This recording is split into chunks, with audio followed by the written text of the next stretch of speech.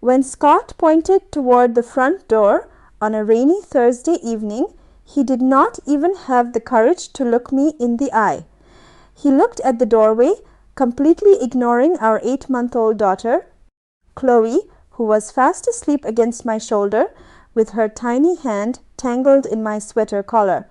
Behind him, near the kitchen island, stood a younger woman named Brenda, calmly adjusting her purse strap like she belonged there.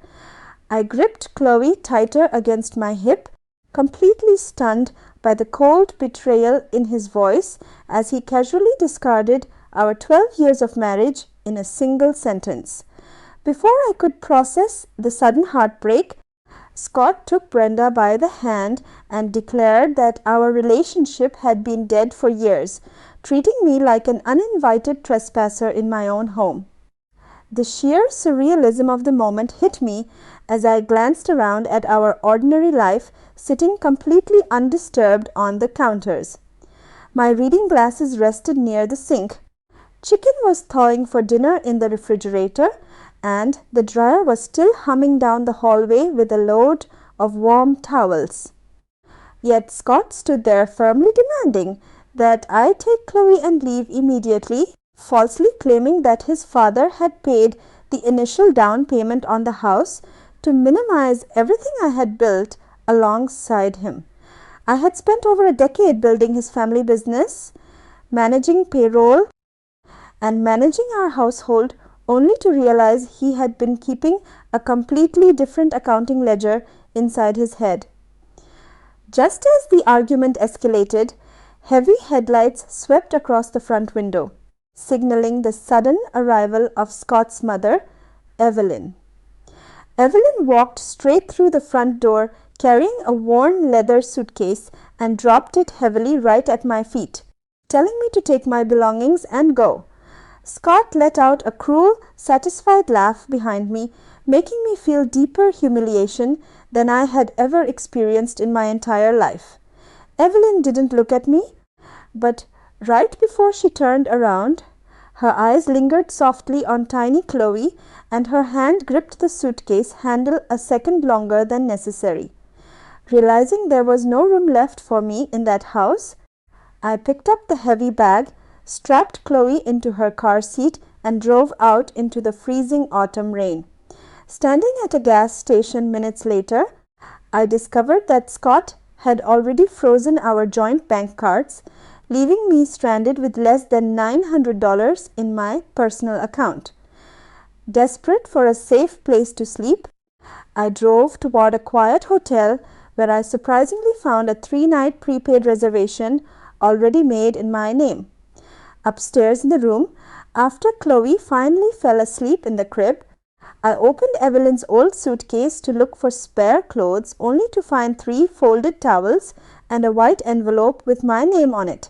Inside was a prepaid debit card, a brass key, and a document pouch hidden beneath the zippered lining containing bank statements, trust papers, and safe deposit records.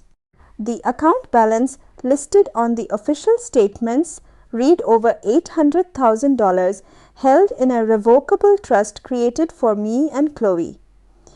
A handwritten note from Evelyn begged for my forgiveness, explaining that she had to pretend to side with Scott so he would believe her while she safely smuggled those critical financial assets out of the house. Evelyn's letter revealed that she had discovered Scott's ongoing affair weeks earlier when she noticed suspicious charges on the corporate credit cards. She had also overheard him making secret plans to sell Mercer Home and Millwork, attempting to clean up corporate assets before I could ask any legal questions about our shared finances.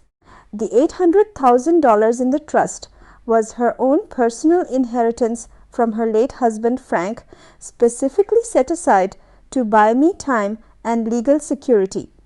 At the bottom of the page, she provided the contact information for a high-powered estate attorney named Laura Bennett, urging me to meet with her early the next morning. Sitting in that dimly lit hotel room, I realized Evelyn hadn't abandoned me.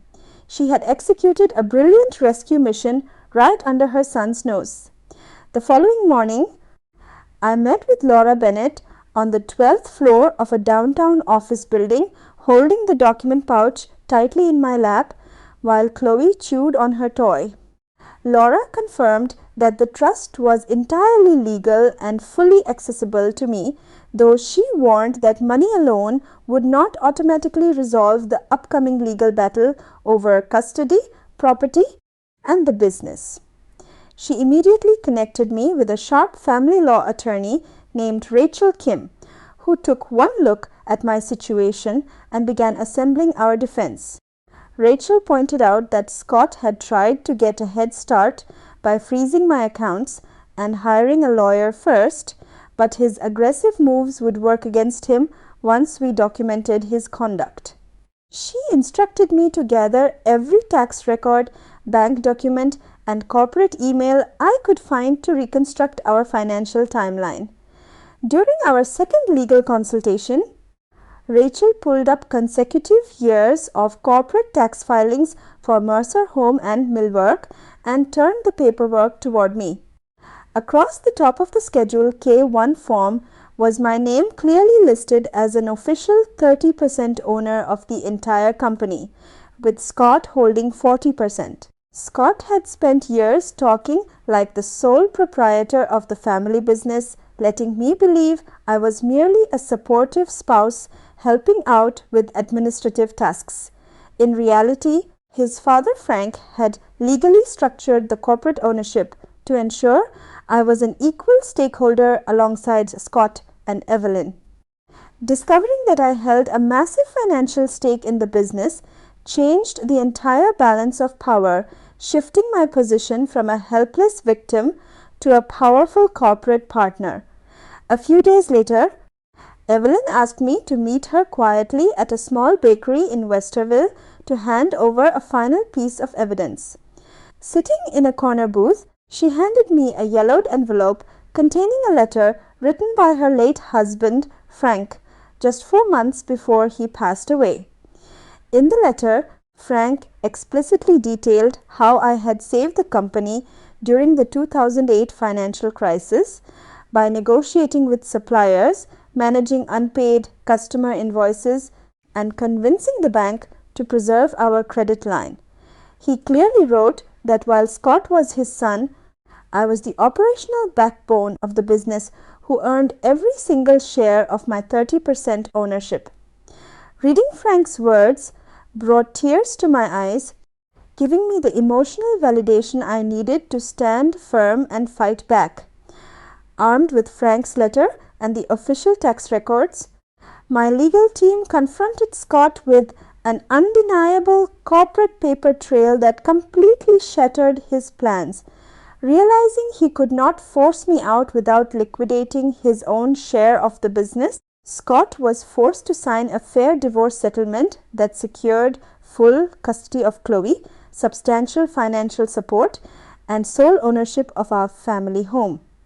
Moving into a quiet new apartment with Chloe, I felt a deep sense of peace knowing that I had protected my daughter and reclaimed my rightful independence.